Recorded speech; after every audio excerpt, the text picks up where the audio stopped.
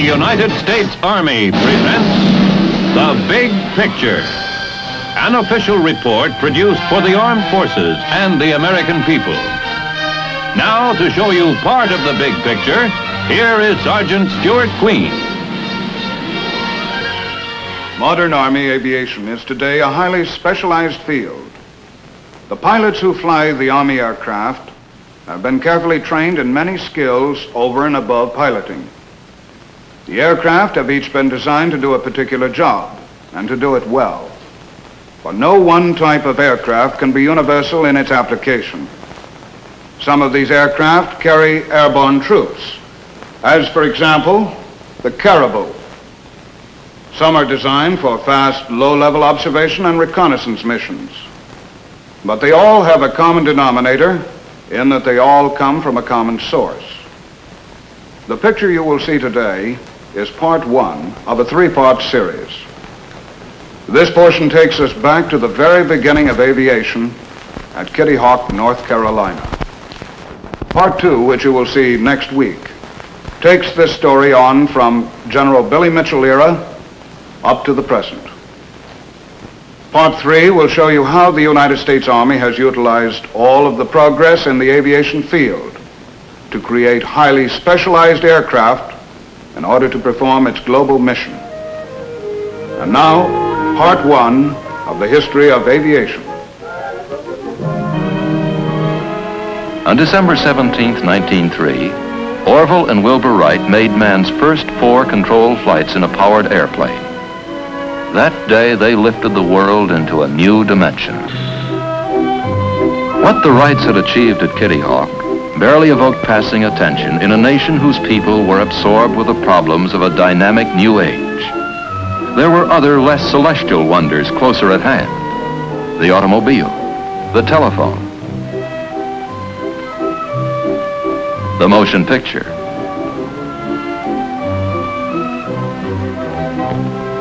But at number 7 Hawthorne Street, December 17, 1903 was a momentous day. The young girl who was then the Wrights' housekeeper, Carrie Grumbach, remembers. I remember the telegram when it come, that they had flown. The telegram from Kitty Hawk had a special significance for the mechanic who worked in the Wrights' bicycle shop, Charlie Taylor. I made all the different parts in the motor. I even made the crankshaft. So I made it out of a solid block of steel, about 32 inches long, 6 inches wide, and 1 5/8 inches thick. The motor itself, from the time I started till I had it ready for test, was 6 weeks. 50 years ago, I can remember as though it was yesterday almost. There was not a complete indifference to the Wrights' discovery. A small group of Americans were laboring to further the art. And in Europe, where the airplane's military potential was quickly realized, a fresh wave of enthusiasm for aviation followed the Wrights' success. In France, Blériot, Farman, and Briquet were flying airplanes of their own design. The Englishman Coury and the Brazilian Santos Dumont, most of whose experiments took place in France, also captured the imagination of Europe with successful flights. The Wrights had offered to demonstrate their airplane to the United States Army shortly after their first successful flights. The Army declined, preferring to develop its small fleet of balloons as an air arm. Oddly, it was a young balloonist lieutenant of the Army who finally was instrumental in obtaining a chance for the Wrights and their airplane, Frank P. Long. After 4 long years of failing to recognize the Wrights, finally in December of 1907, the Board of Ordnance and Fortification granted an interview to Wilbur. At once, he inspired their confidence. This led to a contract in February of 1908 between the Wright brothers and the Signal Corps, in which they agreed to furnish an airplane that would fly 40 miles an hour, carry 2 persons, remain in the air for 1 hour, and, strange to relate, was to have some kind of a device by which, in case the motor stopped, it could be landed without crashing. In the summer of 1908, Orville Wright brought to Fort Myer, Virginia, the airplane that was to fulfill the specifications of the contract. Day after day, we watched him fly around and around the field in his tuning-up flights And finally, on the 9th of September, he broke the world's record by staying in the air for over 1 hour. Another young Army lieutenant, Benjamin Falloy, had a chance to fly in the Wright plane at Fort Myer.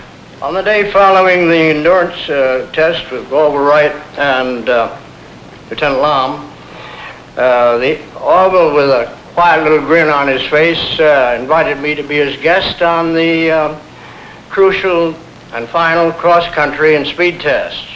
On July 30th, we took off on the final cross-country and speed test.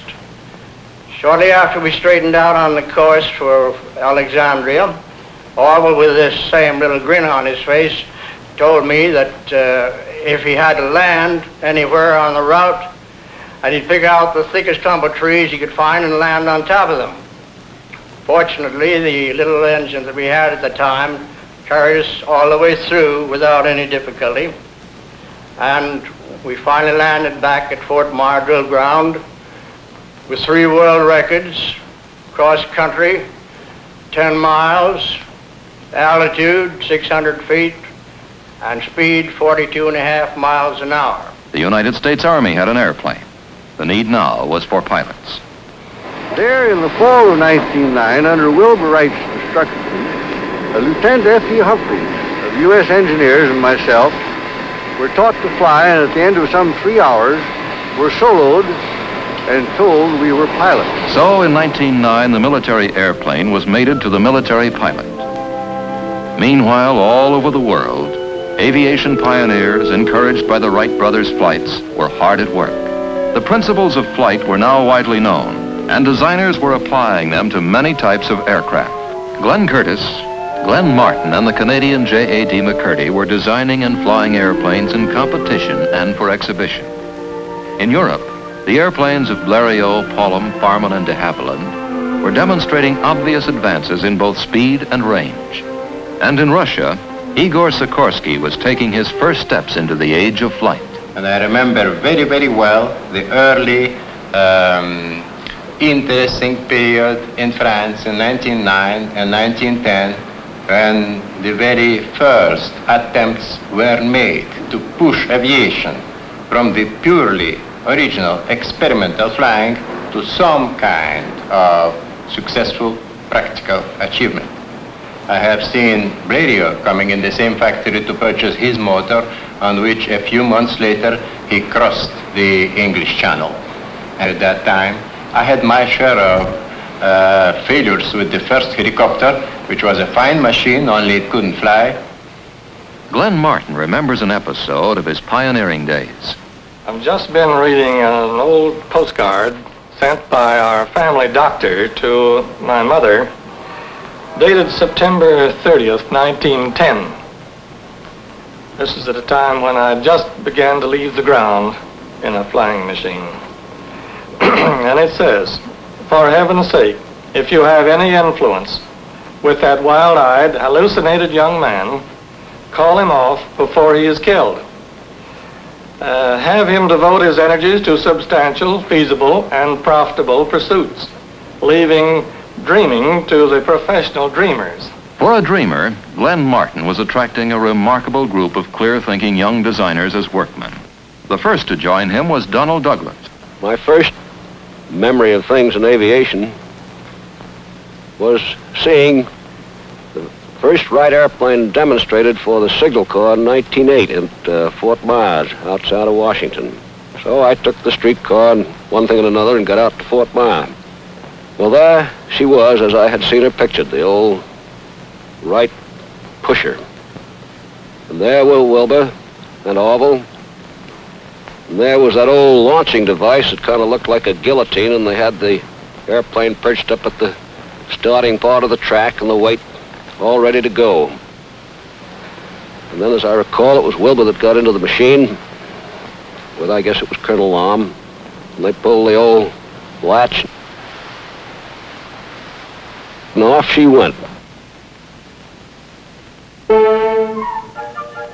One of the first pilots was Roy Nobenschuh, who was a balloonist even before he became an airplane pilot. This gentleman I'm pointing out right back of the pilot was Walter Brookins. Walter was a great pilot.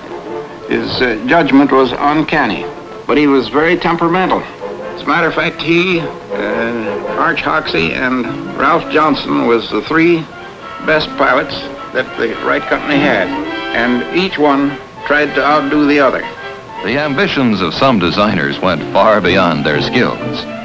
As Igor Sikorsky has said, In the history of aviation, there have been many contraptions which, to the good fortune of their inventors, failed to fly.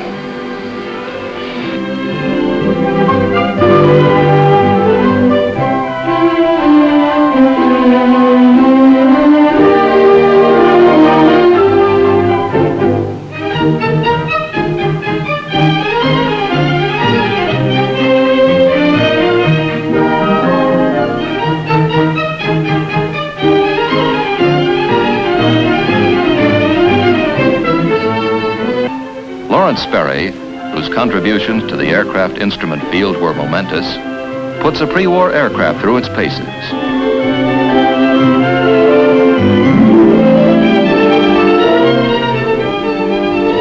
All this ferment, however often it seemed to lack direction, was contributing in one way or another to the growth of aviation. The airplane was growing cleaner in design. Its horsepower was more dependable. The disparaging term aeronaut was giving way to aviator, a term of respect. Aviation was emerging as a science. A pioneer aeronautical engineer and educator, Dr. Jerome Hunsaker. Professional education in aeronautical engineering began in this country at MIT in the winter of 1913-14.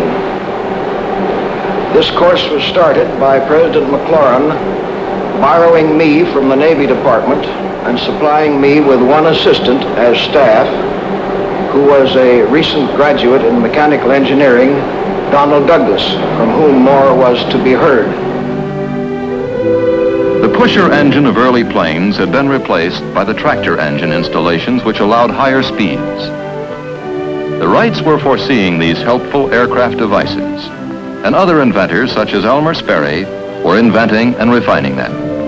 Here, a Curtiss seaplane flies with the early Sperry automatic pilot.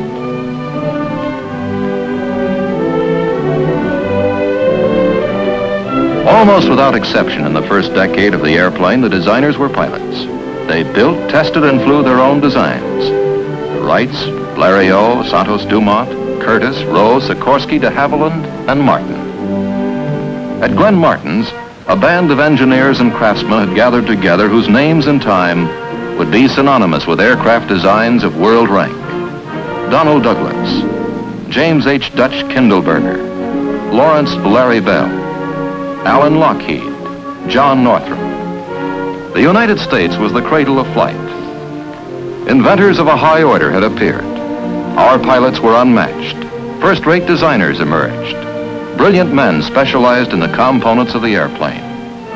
But as a pioneer who specialized in aircraft horsepower, Frederick B. Rentschler summarizes. Prior to World War I, our most important contribution to aviation was the flight of the Wright brothers.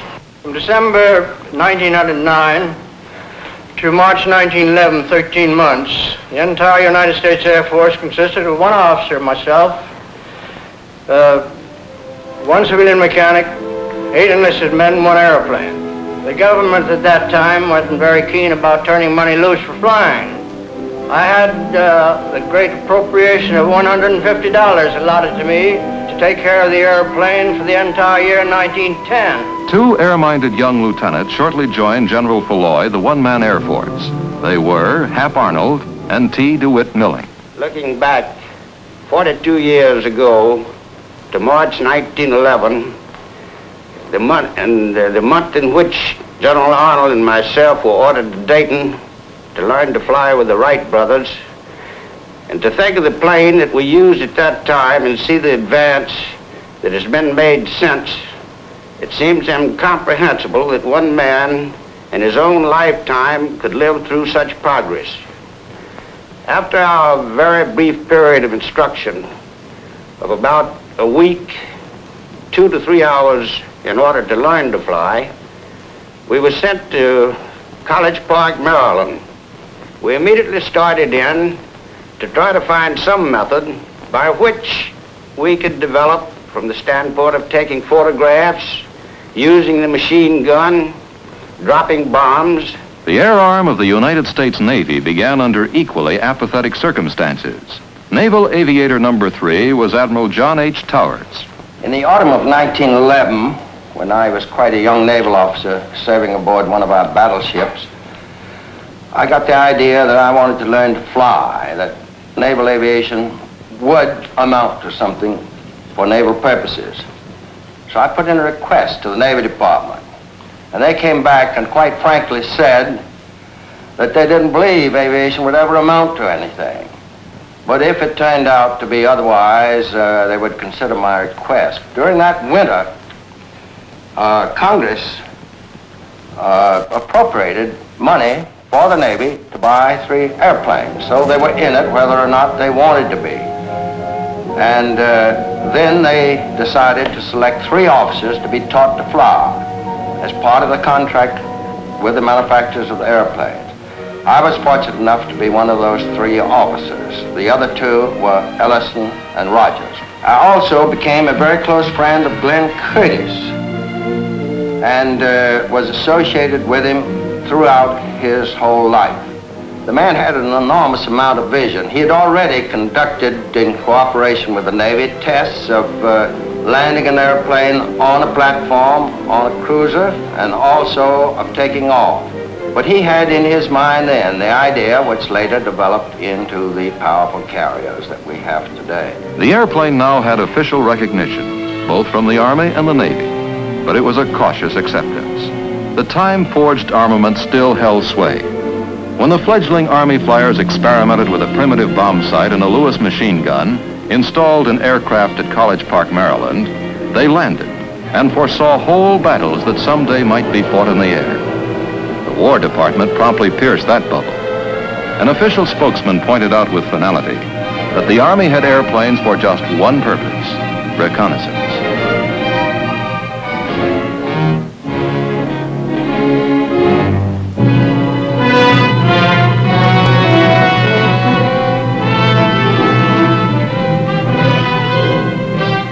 From a pistol shot at Sarajevo, the first of the great modern world wars exploded. And almost overnight, all of Europe was engulfed in conflict. The airplane was put to work, just as the U.S. War Department spokesman had prophesied, as observation and scouting craft.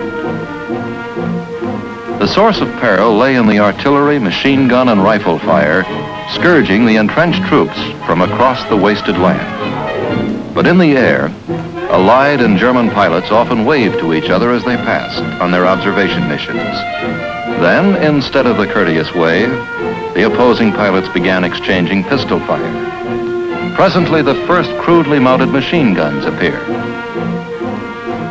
Now the frantic race of inventing, improvising, adapting, and refining aircraft equipment began. Quickly, the Germans countered the hand-operated machine gun by installing upon their aircraft the invention of Tony Fokker, a machine gun synchronized to fire through the aircraft propeller. A paramount lesson that the Allies were to remember a generation later was being learned in air warfare for the first time. No design capable of still further development could be frozen. While the single-engined airplane had been engrossing most designers, in Russia, Igor Sikorsky. In 1912, I decided that the time came to build a large machine with several motors. At that time, I was certain already that the future of aviation will be connected with fairly large aircraft. In 13, I completed my first 4-motored airplane, the Grand. The ship proved a complete success. It flew quite well. The Grand's military successor, the Ilya Muromets, was the first 4-engine bomber in world history. It struck time after time at the Central Powers on the Eastern Front. The internal combustion engine now became an instrument of intensive technical development. The first successful engine had not been developed until 1860. One of the world's foremost engine designers, Leonard S. Hobbs, recollects its history. It starts out actually with a little-known Frenchman by the name of Lenoir, who has never gotten the credit he deserved. He built and actually marketed the first internal combustion engine, and it was from his engine that the Wright brothers were able to build one. Of course, the early pre-war power plants are fairly well known, the Anzanis and the Curtiss OXs. The First World War did mark a great advance in power plants. First there were the rotaries, the Clergets, the Nomrones. Then there was the Renault engine, which was a very good French engine. The British RAF engines. Toward the end of the war came the very beginning of what I think is the modern engine. First there was the Hispano Suiza with its solid block and a valve arrangement which is standard in a lot of engines to this day. Also, out of the First World War came a remarkable German effort, the BMW. Now, this engine is the first engine that I know of in all history that attempted to overcome the effects of altitude on power.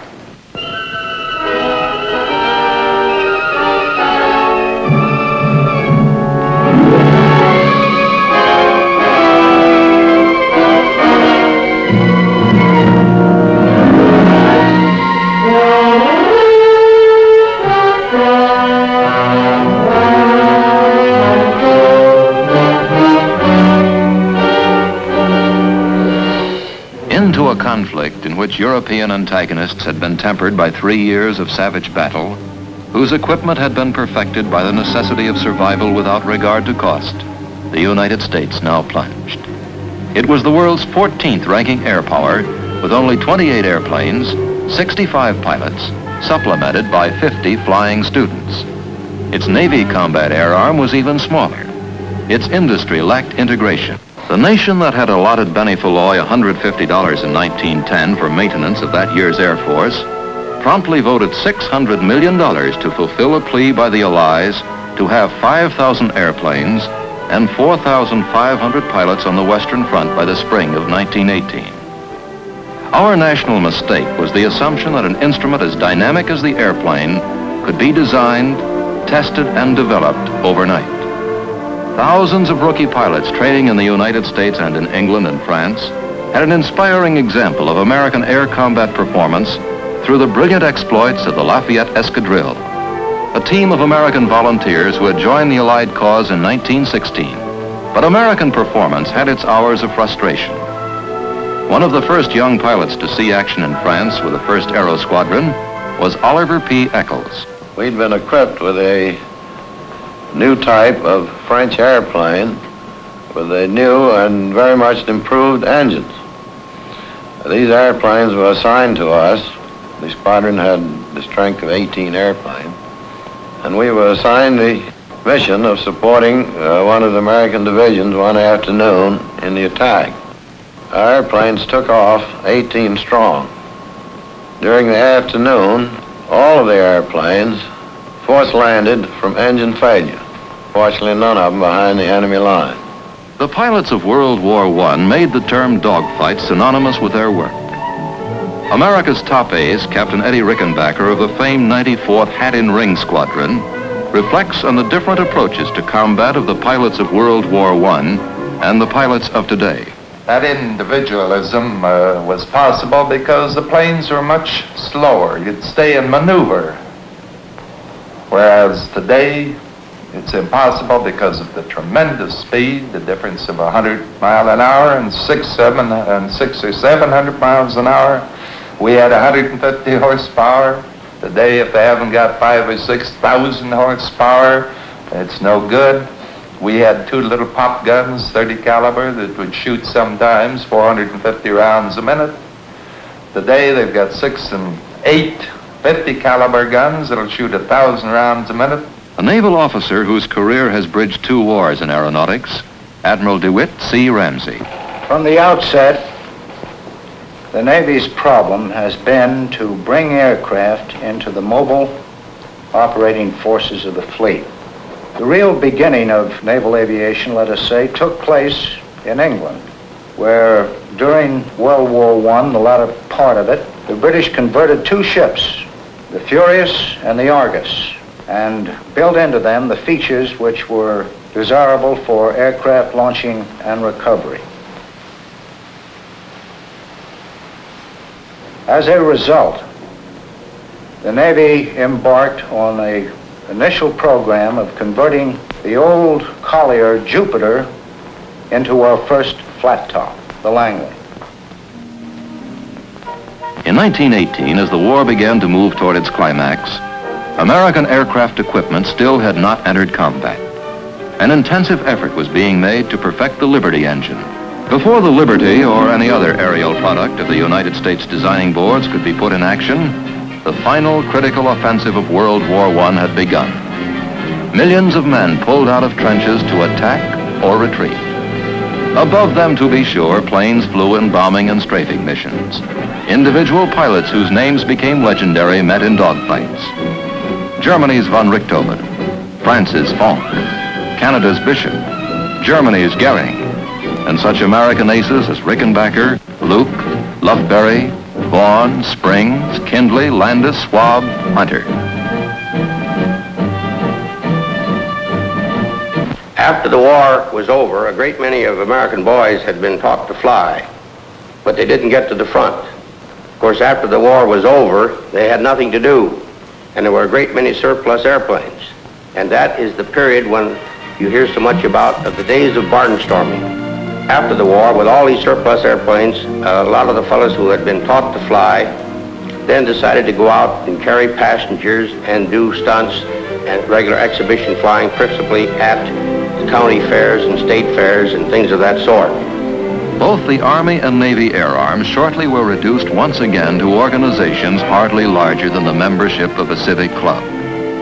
Yet in both services, the men who remained were uniquely zealous advocates of their calling.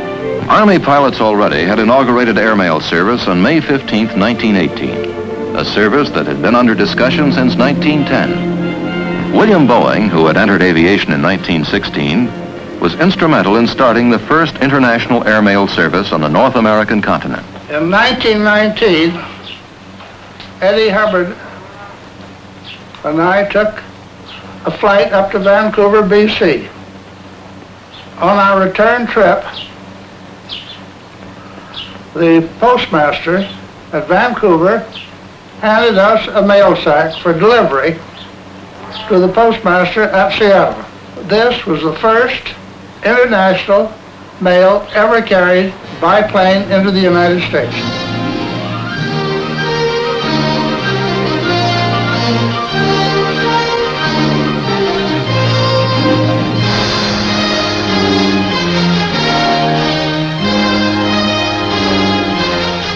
The Big Picture is an official report for the armed forces and the American people.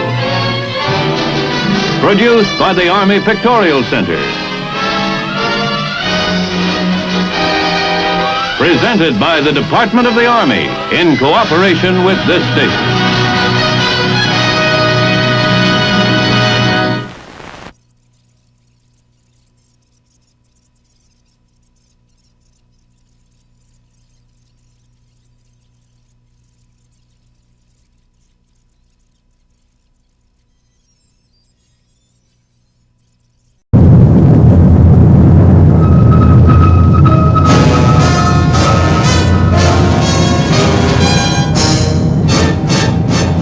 The United States Army presents The Big Picture, an official report produced for the armed forces and the American people. Now, to show you part of the big picture, here is Sergeant Stuart Queen. Last week, you saw the beginning of aviation, starting in the fields of Kitty Hawk, North Carolina. Today, we shall see part two of this three-part series, covering the era of General Billy Mitchell through to the supersonic aircraft of today. Brigadier General William Mitchell, who had had a distinguished war record, argued that the Mahan doctrine of sea power had been outmoded by the airplane and pleaded for a separate national air arm. He contended, in seeking a $60 million appropriation for Army Air Services, or about half the cost of a single battleship, that the United States could begin developing an air force which could hold mastery of both the air and the seas.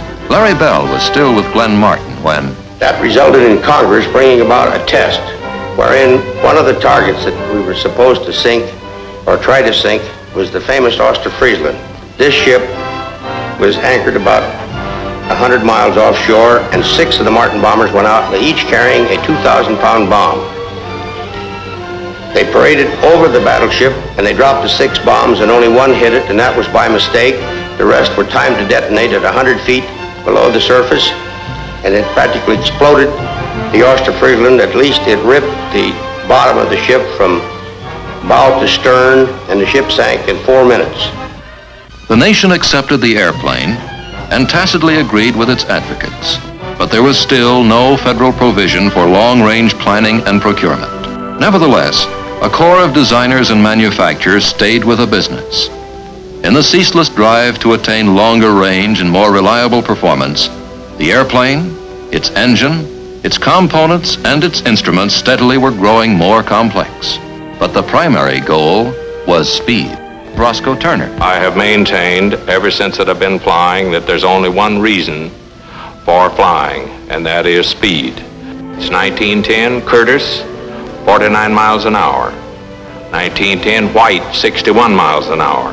1911, Wyman, 78 miles an hour. 1920, Moseley, 156 miles an hour. Maughan, in 1922, 206 miles an hour. And 1925, Doolittle, 232 miles an hour. Jimmy Doolittle, a hell-for-leather pilot, whose own cold judgment was that he was essentially a technician. These record flights have a very real meaning. Competition has perhaps always been the greatest stimulus to improvement. A great many great men have contributed to aviation purely as specialists. Sperry, one of the greatest. Colonel Clark, who devised one of the first good airfoils. Sam Herron came along on his cylinders and his fuel, and then Frank Mach with his carburation devices and later fuel injection. Frank Caldwell with his propeller. Our earliest propellers were all wooden propellers, but they had several shortcomings. They were subject to atmospheric troubles, and they twisted out of shape in various climates. And they were also quite thick, so that at the high speed at which propeller tips operated, they were losing efficiency. One of the things which we did to overcome this was to develop a metal propeller, which first was a drop-forged aluminum alloy blade. Being very much thinner than the wooden ones, the efficiency was maintained in better condition. Sam Herron began working on aircraft engines as early as 1909 and shortly went to the Royal Aircraft Factory in England. I came to this country in 1921, and for the next 5 years was engaged in air-cooled cylinder development. It was really the air-cooled engine that made fuel development so necessary. The first move was to put tetraethyl lead in the existing gasoline. Later, the Air Force got the idea of adding the component that has the high end of the octane scale to the gasoline, and that eventually led to 100 octane gasoline. Frank Mach, the carburation and fuel control specialist. Our carburation work has always had to be a good bit like that of the Wright brothers, in the respect that we could get little guide from the textbook. The automobile carburetor, of course, was designed to operate on the level. The aircraft carburetors have to climb, dive, even fly upside down. Also, they have to go up an altitude where the air is thin. Mach, Hobbs, Sperry, Clark, Caldwell, Herron. The singular devotion with which these men and scores of other specialists pursued their particular fields leads H.M. Jack Horner, whose own specialty of aircraft production combined the fruits of all their labors, to say, That heritage of research, development, background work that goes into aircraft has continued throughout the whole existence of aircraft and the great improvements that have come there too. Then, midway in the 20s, came two events that turned the course of American aviation sharply upward. First, the government adopted the recommendations of President Coolidge's Morrow Board. These called for a sustained aircraft procurement program built on the foundation of a privately operated and technically competitive aircraft industry. Although both military airmen and technologists were convinced that the airplane long before had outgrown its function as a scout, the bulk of our aircraft still consisted of observation planes. Now, new, more powerful engines began to emerge for advanced aircraft, which both services had developed. The nation moved rapidly from a third-rate air power to international leadership. The second event was the successful dream Charles Lindbergh made come true.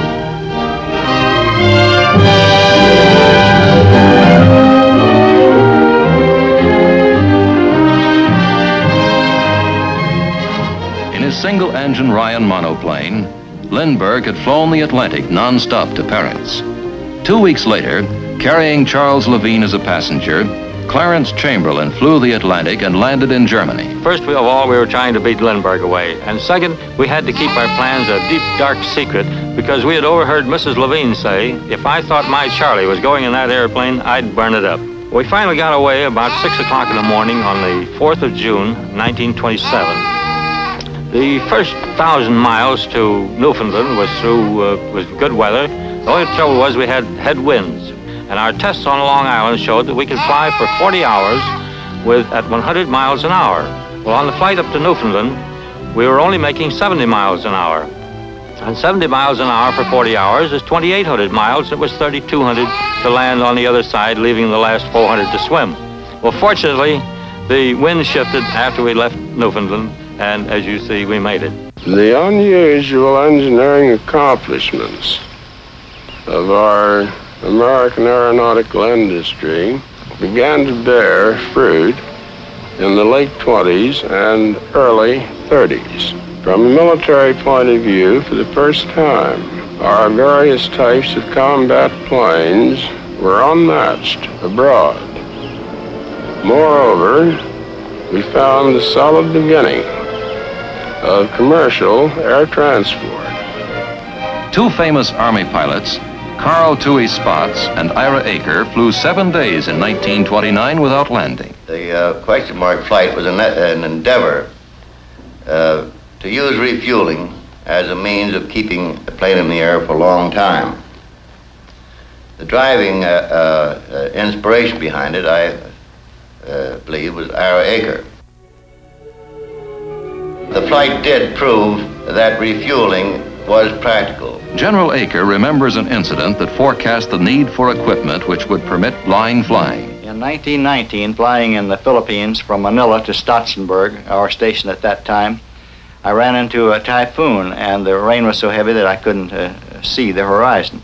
I fell in a spin, and only the fact that the Manila Bay was yellow and the rain was darker was I able to recover from the spin and fly home. To my surprise, I found for the first time that when you couldn't see, you couldn't fly. I described this to Lieutenant Longfellow, later General Longfellow in the Second World War, and we began some crude experiments by hanging a plumb bob down across the instrument board and by putting a carpenter's level on the longeron, and got so that with these two aids, we could fly through cloud, through several thousand feet of cloud. 10 years after General Aker's Manila experience, Jimmy Doolittle, in association with the Sperry Company, tackled the problem. I made the first blind flight, the first completely blind flight, taking off under a hood, flying a prescribed course, and landing back under the hood without ever having seen out of the aeroplane. This doesn't sound very important now, but out of that came two instruments, the artificial horizon, the directional gyro, that are today standard equipment on every commercial airplane and every combat military airplane. The Great Depression had come. The industry was hard hit, but nevertheless, new companies developed to meet the increasing complexity of the airplane and its growing use of metals, electronics, and automatic controls. Dutch Kindleberger departed from Douglas to take over North American. Companies were formed bearing the famous names Bell, Fairchild, Northrop, Beech, Cessna. A World War Navy pilot, Leroy Grumman, left civil engineering to enter aviation. We knew that a conventional airplane wouldn't get us an order. We finally ended up with the design of the first military fighter with retractable landing gear, for which we got a contract and which proved to be highly successful, having a speed far in excess of any current Army or Navy fighter of that time. The 30s also were the years in which each summer fierce competition was held to determine the best of the airplane breed.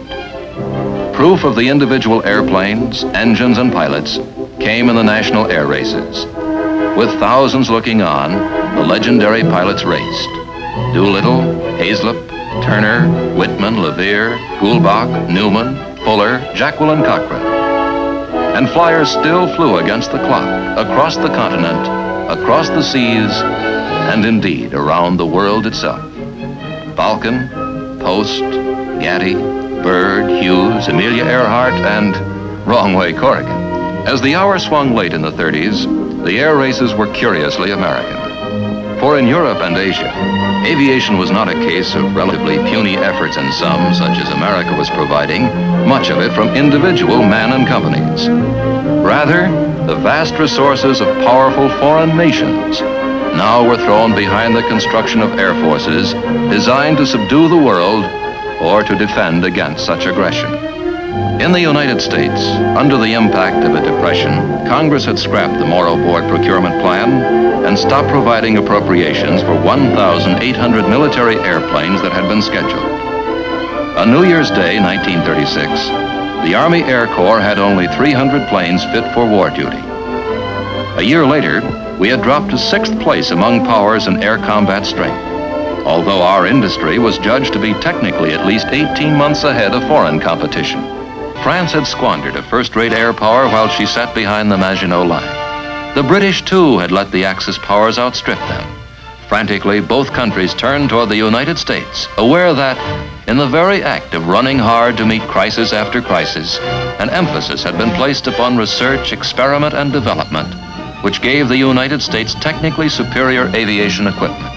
So the free world turned to the United States. Germany's Luftwaffe had demonstrated that the airplane was a vital weapon of modern offensive war. In the skies above England, the Royal Air Force now demonstrated that the airplane was a vital instrument of modern defensive war. The struggle in Europe shook America.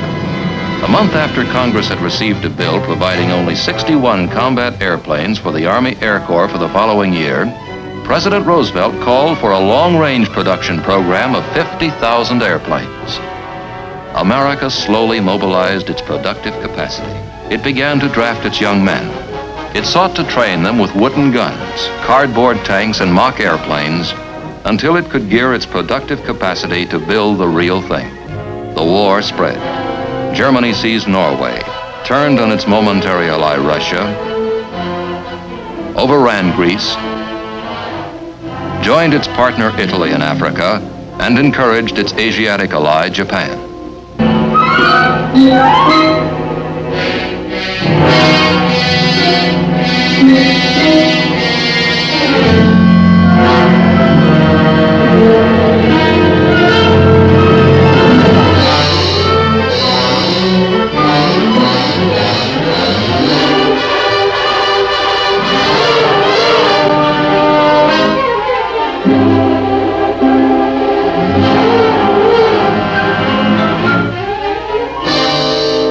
Nothing could have convinced the people of America more surely of the bitter nature of modern war than the sneak punch that Japan threw at Pearl Harbor.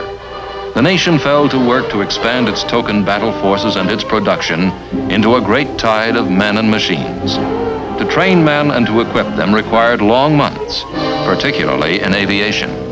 Immediately after the President's pronouncement in 1940, licenses were given to the automotive group largely to assist in the production schedules which lie ahead. Nevertheless, until the end of 1943, the equipment which actually saw service on the various fighting fronts all over the world were furnished entirely by the aeronautical industry.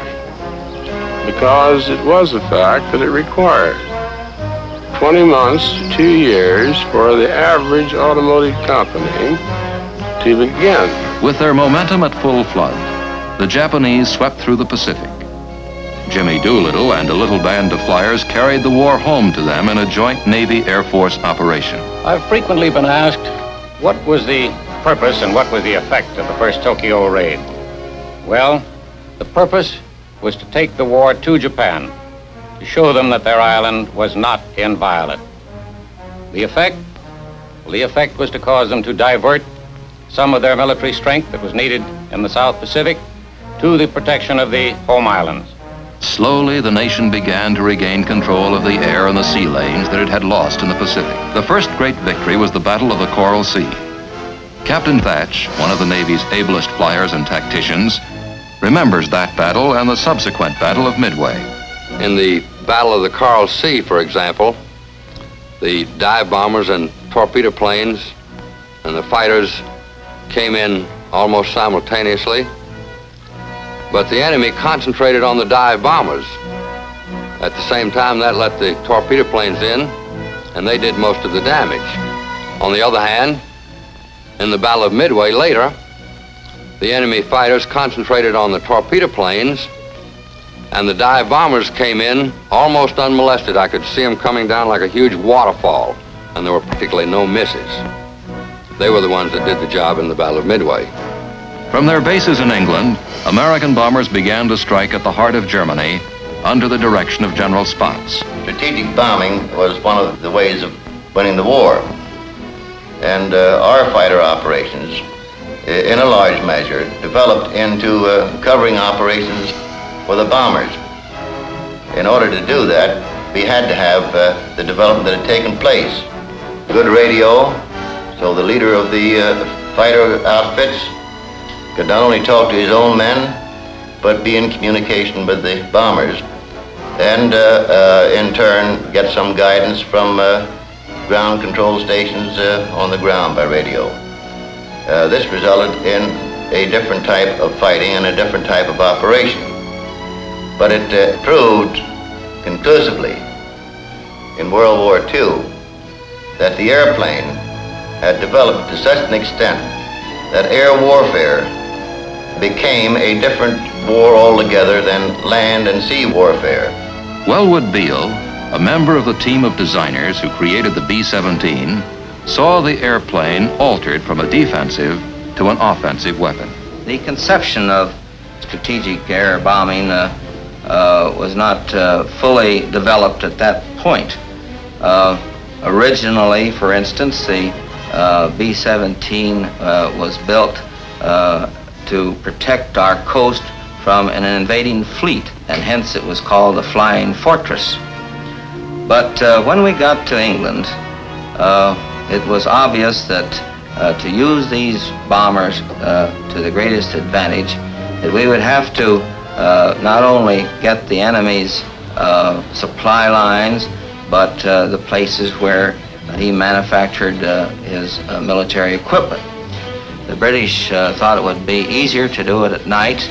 They'd have much greater chance of success and would be less vulnerable to enemy fighters. And they called their bombing saturation bombing.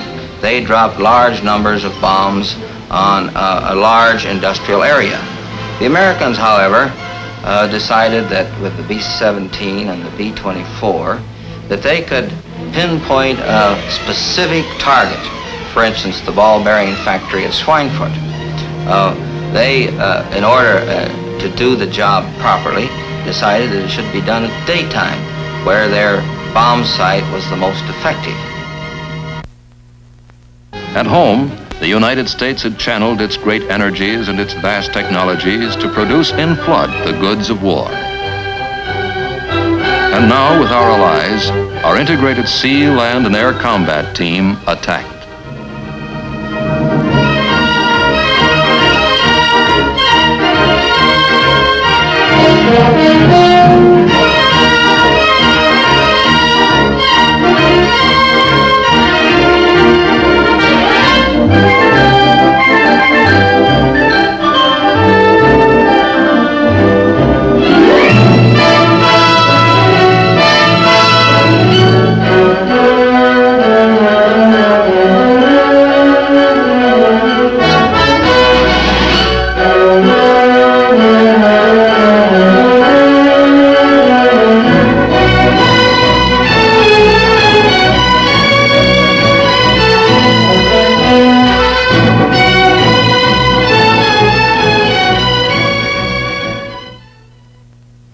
No one in aviation believes that aviation alone won the war. We do believe that the war might not have been won by ourselves and our allies, except that we had control of the air. In the war's closing hours, Germany had employed guided missiles brutally, but without decisive effect. Simultaneously, England and Germany had put a few airplanes in the air powered by a radical new type of engine, the jet turbine. The jet became really important in aviation. The accumulated engineering know-how that this country had built up with its piston engine equipment suddenly became very much less important. This event was really a great leveler in engineering background and potential for all countries. And we had to start over again to try to regain the supremacy which we had in World War II. In their march across Germany, Russia had seized Germany's military tools and designs and many of the engineers who were developing the jet. The Russians now increasingly saw the Allied victory in which they had been a partner as largely their own. The Western world was either bled white by the war or demobilized. Russia and its communist allies alone kept their armies intact. Their whole creed was one of force, and they began imposing that force on Poland, Bulgaria, Romania, and Czechoslovakia. Russia's abrupt belligerence forced this country's attention upon the air power we had let melt away. For the third time in little more than a generation, the nation set about building a modern air arm. This one to be shaped around the fantastic speeds the gas turbine engine provided.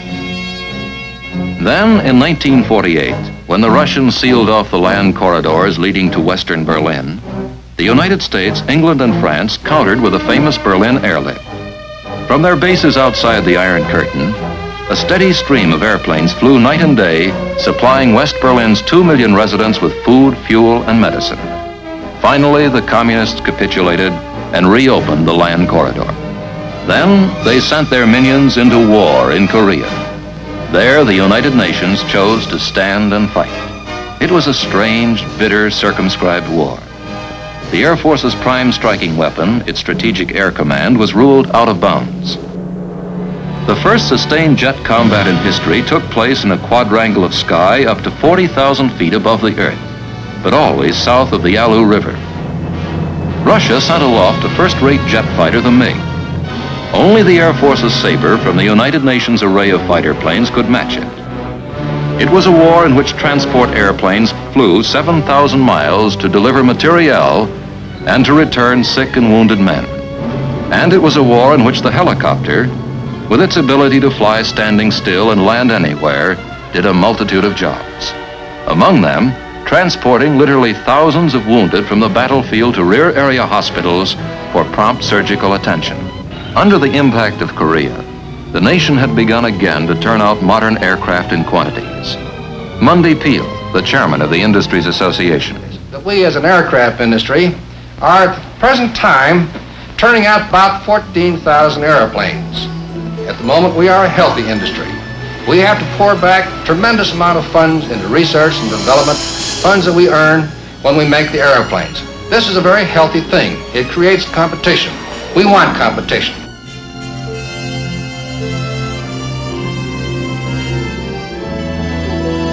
Modern test pilots who fly at sonic speeds and incredible altitudes take an equally factual view of their calling.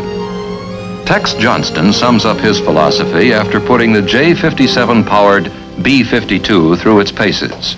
After 12 years of testing, 10 years in the jet field, involving the first jet airplane to fly in this country, the P-59, the first rocket airplane to fly in the United States, the X-1, incidentally the first airplane to fly faster than the speed of sound, the B-47, the B-52. I believe all the more in the two old sayings.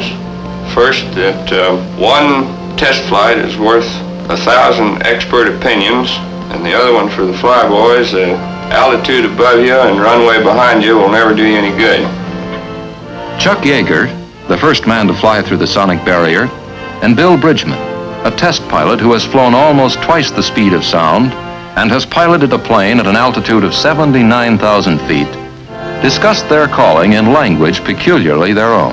Certainly enjoyed the work.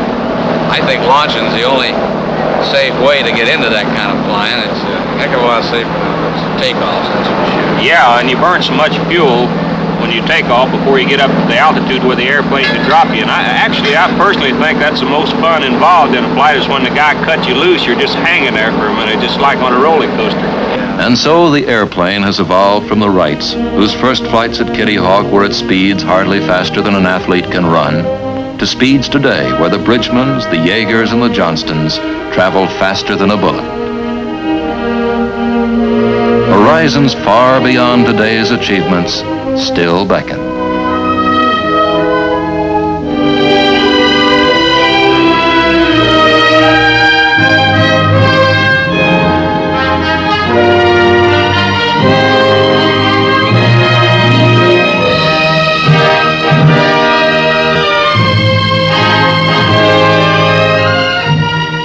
Your name, sir? Frank P. Long. Have you flown before? Yes, I've flown before.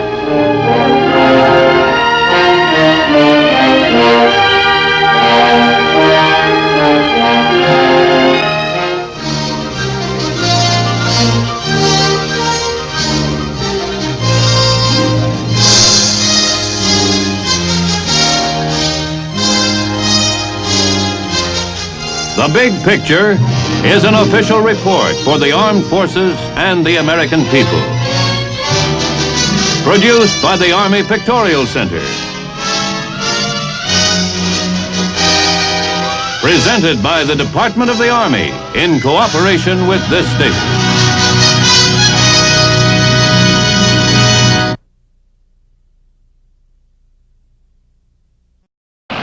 The margin of victory in tomorrow's battle could be exactly the distance between the jeeps and the helicopters. Copters don't have to follow road maps, don't need bridges to cross rivers.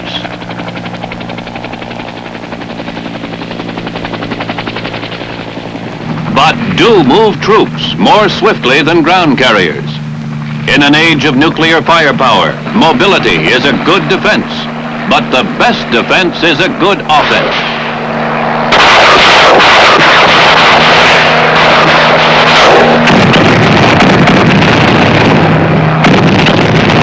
The fast-moving force is both hard to hit and hard-hitting. Tomorrow's battle lines will be fluid. Tomorrow's battlefield, a crazy quilt of friendly and enemy forces.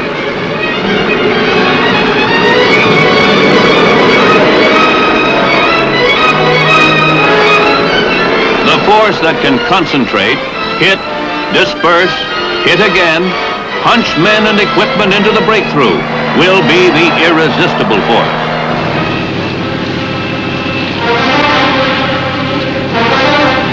To provide the means for such a force is the goal of Army aviation.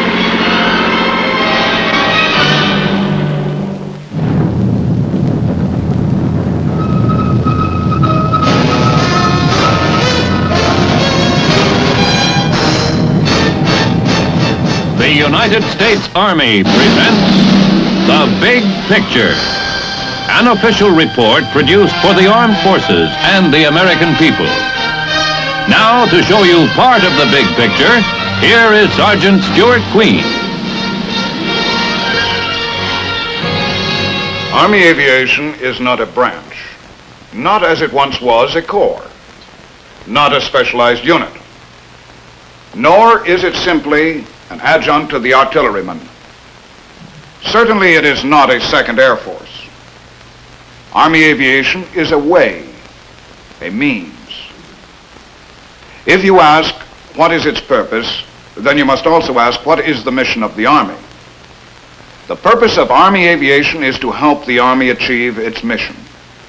Army aviation is a way of moving men and removing casualties, of funneling supplies forward and information back, of bypassing enemy troops and overpassing adverse terrain.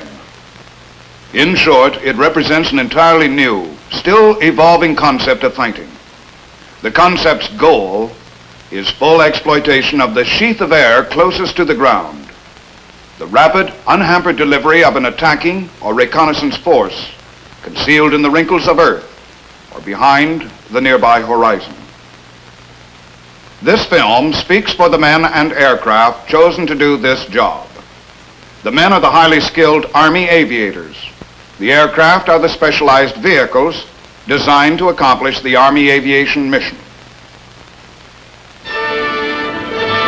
The story of modern Army aviation begins at Fort Rucker, Alabama, the program's training center.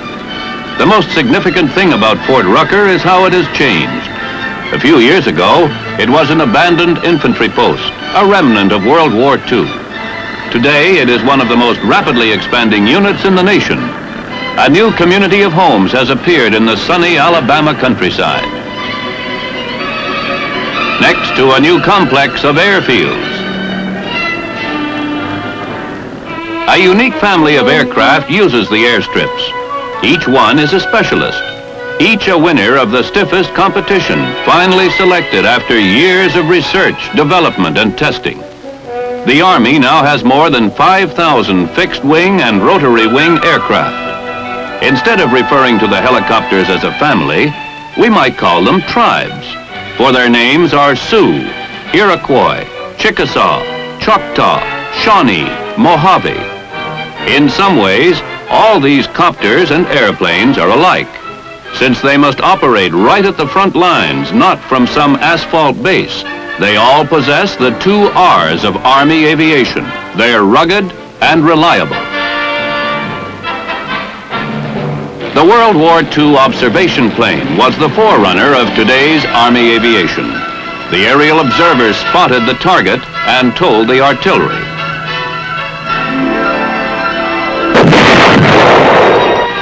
The Bird Dog is a direct descendant of that World War II plane with the same mission, fire control. But the L-19, L for liaison, can do other jobs, such as dropping supplies. The Bird Dog will settle for and on the minimum landing patch. This road might give your teeth a jarring if you went over it on a bicycle or Jeep.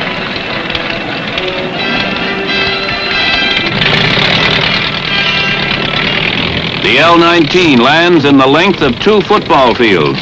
Very important when you must use areas not of your own choosing. The speedy Mohawk is much bigger than the Bird Dog, but doesn't need much more space to operate. This is the new AO-1, Airplane Observation 1.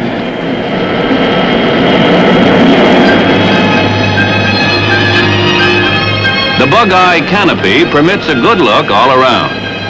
The lines of sight of pilot and observer can meet just 36 feet below the plane. The wide-ranging Mohawk can see with all-weather radar and bring back film from cameras in the fuselage. If the Army has to move small teams a great distance within the battle area, it turns to the L-20 Beaver. An hour from now, this unit can be on a job 100 miles away. The ruggedness of the versatile craft can be testified to by bush pilots who fly it the year round in Alaska and northern Canada.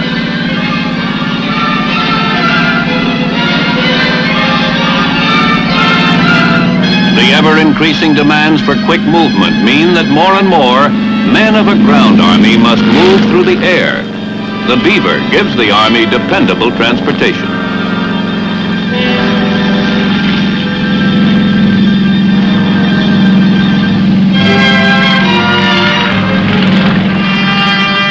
The Otter is the Beaver's big brother. It may not look like a big plane, but 8 troops with all their combat gear can fit into the Otter's belly.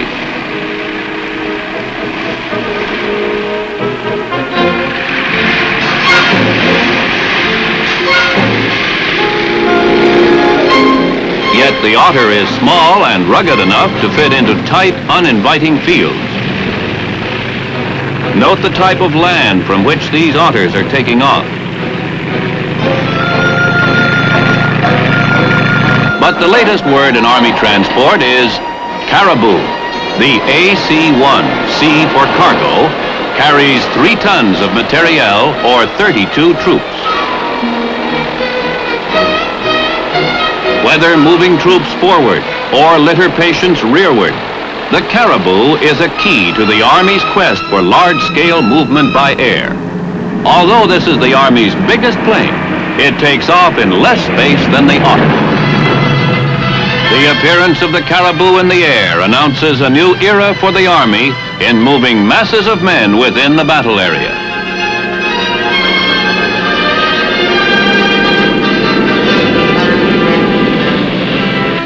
When a commander and his staff must get places in a hurry, they use the Seminole. In addition to fast transport service, the L-23 is excellent for inspecting combat areas and installations or observing troop columns.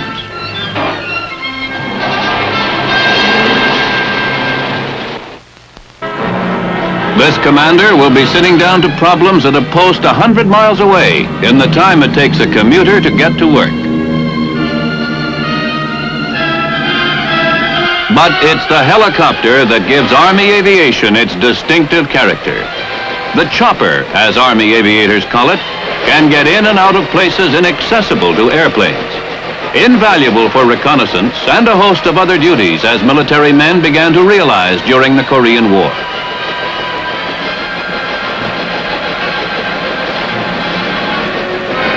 An observation vehicle such as the H-23 Raven can hover, change directions quickly, fly extremely low, take full advantage of terrain. To see and not be seen is an ever more difficult military mission, but with the low-flying copter, it can be accomplished. The Sioux is the other half of the Army's light copter twins. The Sioux served in the Korean War and earned a reputation as a lifesaver. A major element in mortality rates all through history was that badly wounded soldiers often could not be removed from the battlefield in time. That changed with the helicopter. 20,000 casualties were evacuated by copter during the Korean War, and the ratio of wounded who lived jumped dramatically from that of World War II. Pilots reassure an injured man. For a flight in the litter of a helicopter is a strange experience. If need be, the Army aviator will give medical first aid on the spot, one of many specialties he must know. The Sioux can carry 1 litter on each landing skid and a walking wounded in the co-pilot's seat. Army copters have proved to civilians in peacetime emergencies as well as soldiers in combat, when you're in a tight spot, there is a way out. Sailing into our picture now, the Iroquois, the Army's first helicopter powered by gas turbine engine. Designated HU-1, HU for helicopter utility, the Iroquois is a crackerjack of all trades, frequently serving as an air ambulance for the Medical Service Corps.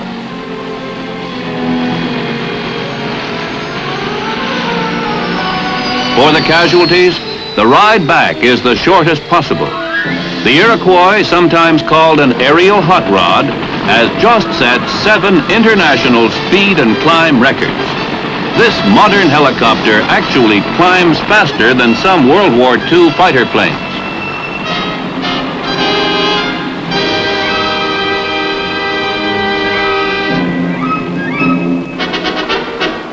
The Chickasaw can pick up and go with 10 soldiers, whisking this artillery survey team to a new fire control point.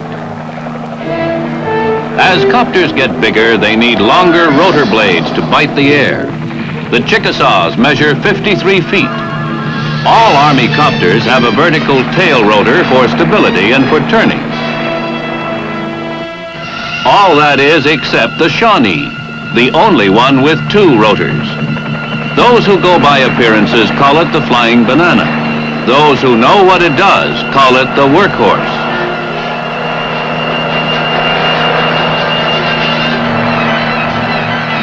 Without a copter, it would be virtually impossible to remove this damaged bird dog. But now the plane will fly again another day on its own.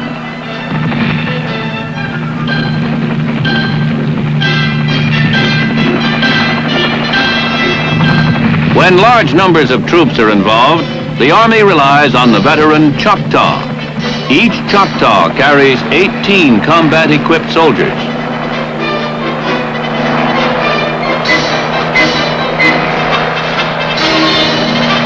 The H-34 also can ferry a jeep or howitzer with its sling. Here are combat scenes never acted in any war that has been fought. Here is a new capability to thrust battle units into action. The possibilities are limitless. Troops vaulting ahead to exploit the effects of nuclear weapons. Reinforcements leapfrogging in to bolster a surrounded unit. Attackers materializing where the enemy least expects. The giant Mojave acts in concert.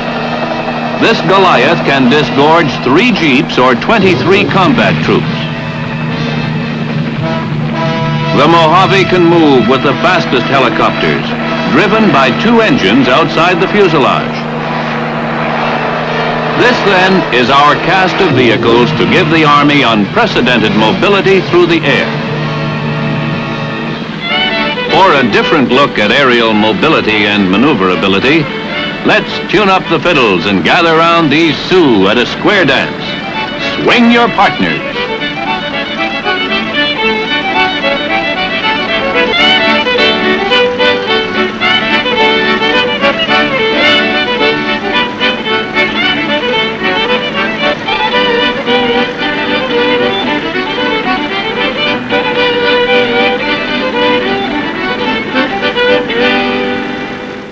This was for fun and demonstration.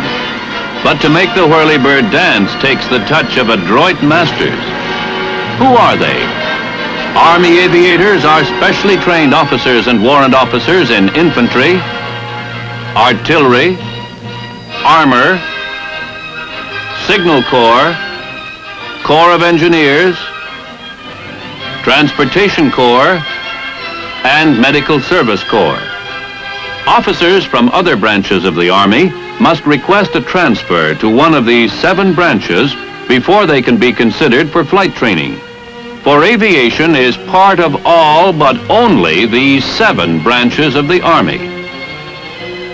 Flight proficiency in fixed or rotary wing craft, or both, earns the Army Aviator's Badge. On completing flight training, aviators may go back to their respective branches to resume regular duties, but they commonly are assigned to what is called branch immaterial. That is, performing one of their flying specialties, such as casualty evacuation, wire laying, resupply, road reconnaissance, artillery control. Army aviators, then, are first of all Army officers.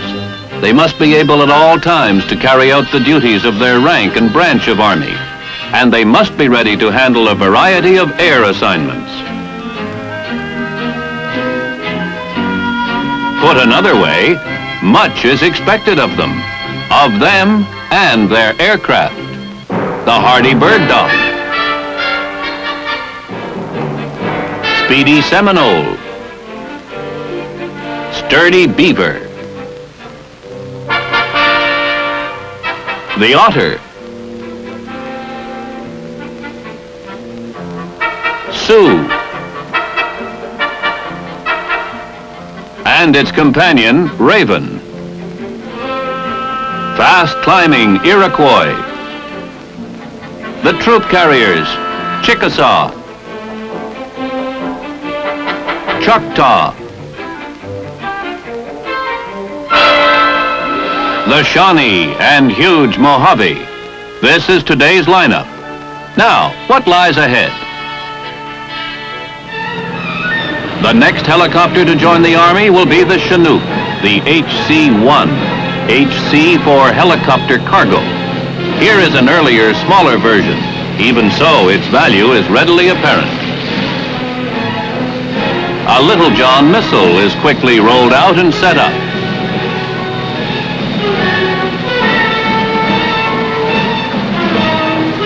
All it takes is 12 minutes from touchdown to deliver from close range a devastating Sunday punch.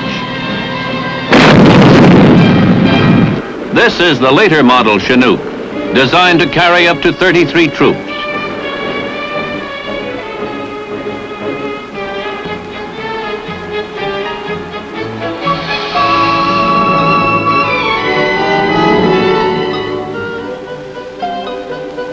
In addition to carrying more troops, the Chinook will fly farther and faster than any copter the Army now has. The ramp door closes like an enormous whale's mouth. The Chinook will team with the big Caribou plane to do the Army's heavy-duty moving.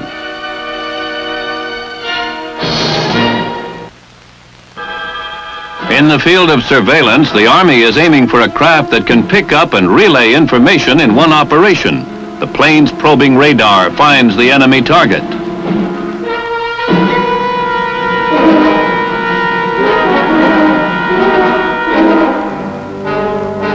The exact positional information is channeled to the artillery, and in moments, a missile is on its way.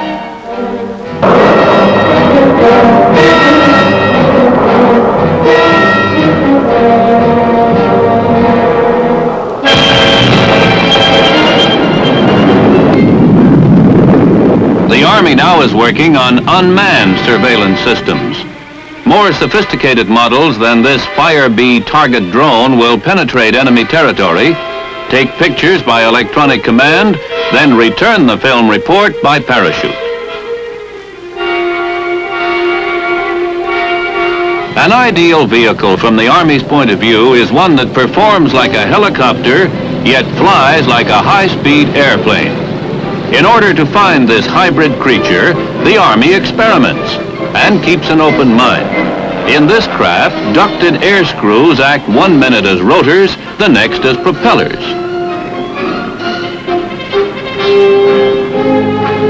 If you're undecided just where to set down, why, there's no rush.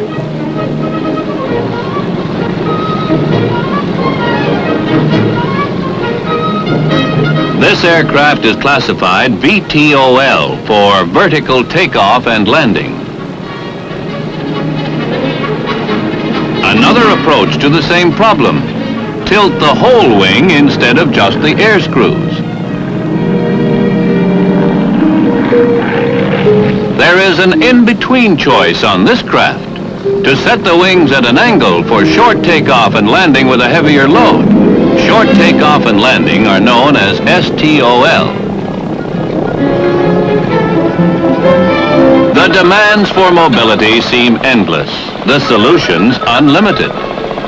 The Aero Cycle is one proposal for moving the individual soldier on missions such as reconnaissance, for example.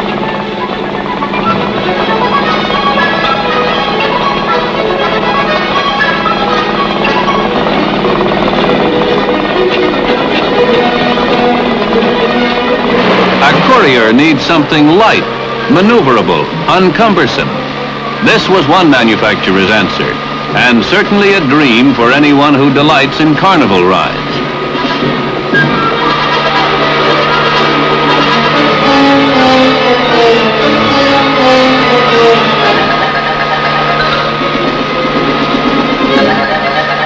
On the other hand, the Army has explored the feasibility of using the helicopter as a flying crane.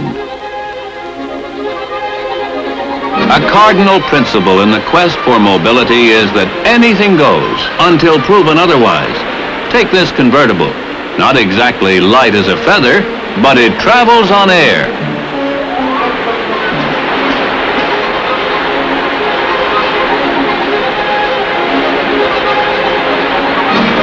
It is one of a whole series of so-called ground effect machines, experimental vehicles that generate and glide on a cushion of air.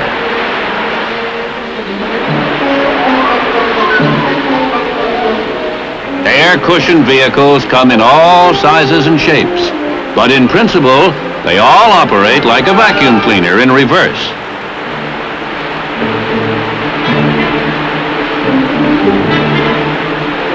This one, you probably guessed, is nicknamed Flying Donut.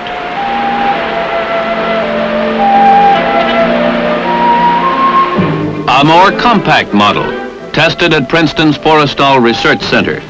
Like the others, it is limited to the layer of air a few inches above the surface. This one is called the Flying Scooter. And what boy wouldn't like to have this magic scooter parked beside his house?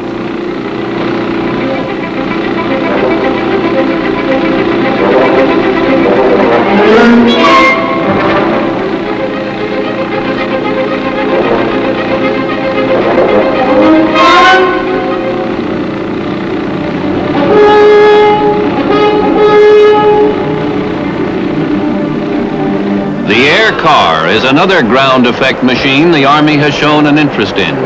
It can go 60 miles an hour over land or water, ice or snow. All it requires is that the surface be clear and fairly level.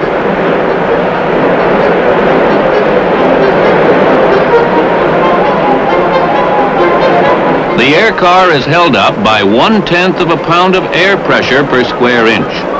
It is driven and steered by air jetted through side vents.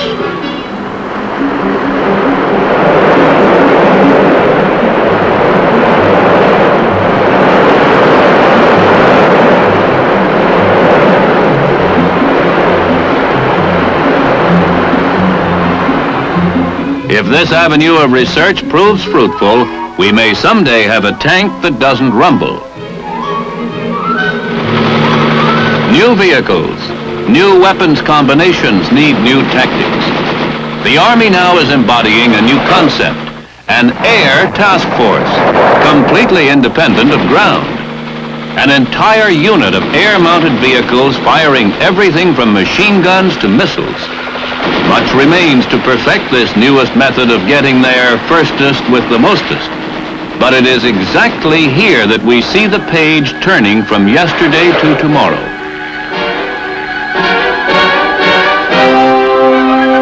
What all this is pointing to someday is a weapon and vehicle designed as one.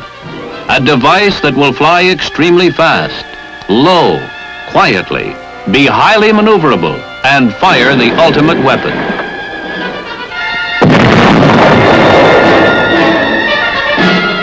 This isn't fantasy, nor is it necessarily a faithful look at the future, for new discoveries may alter our course. But it is the province of the Army, for the Army must think on 3 time levels: now, the immediate future, and the distant future, in order to fulfill its task of protecting us. To put these things in greater perspective is Brigadier General Clifton von Kahn, Director of Army Aviation. At the beginning of this century, combat soldiers had machine guns and fast-firing artillery.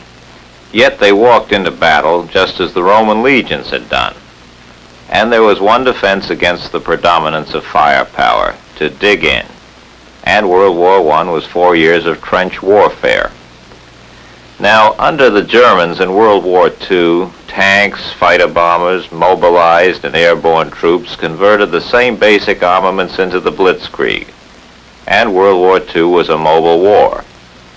Since then, with the atomic bomb and the thermonuclear warhead, firepower has once again gained the ascendancy in military thinking.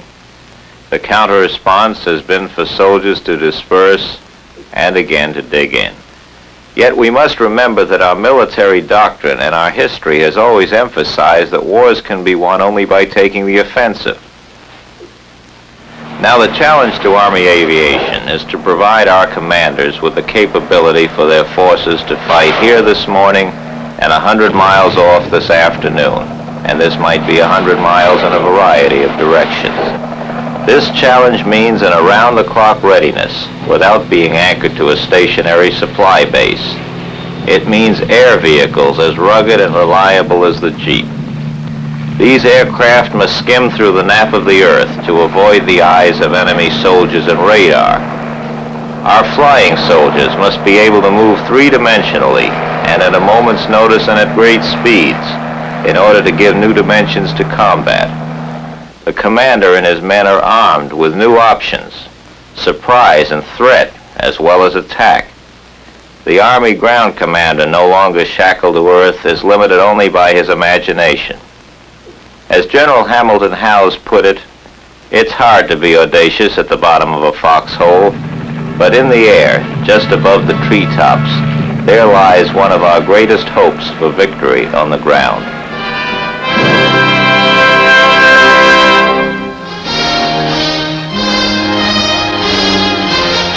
The Big Picture is an official report for the armed forces and the American people. Produced by the Army Pictorial Center. Presented by the Department of the Army in cooperation with this station.